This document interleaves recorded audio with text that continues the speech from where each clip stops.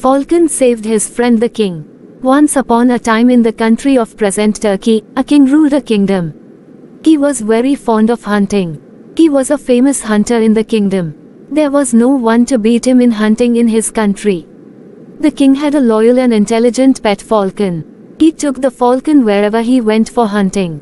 On one such hunting expedition, the falcon sat on the king's shoulder when he rode into the thick forest.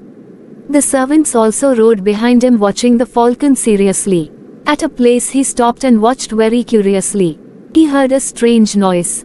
There he saw a gazelle and said, "How beautiful it is."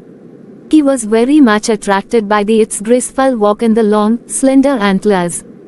Suddenly he took his bow and arrow and aimed at the animal. But the animal quickly sped away from that place. The king and the servants chased it into the forest. But the animal dodged them to escape. It sprang between the trees and bushes and ran away into the thick forest. But when the king continued his chasing, the servants could not follow him and stayed back. The king was isolated from his servants with his horse and falcon. The evening came. The king felt very tired and he was also thirsty. He cried, "Water, water please." He moved here and there in search of water. He lost his way also. Finally he came near a pond with little water. He quickly took his jar and filled it with water. As he was exhausted very much, he brought the jar near his mouth. The falcon flapped its wings.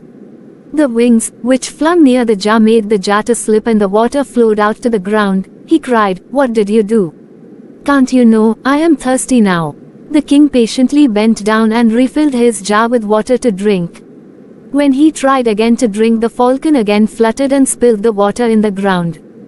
Now the king got angry and said, "Are you mad? Don't you know my thirst?"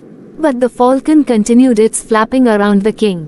So he thought that the falcon was an ungrateful bird. So he drew out his sword from the cover to kill the falcon. But the falcon screamed and looked at the king.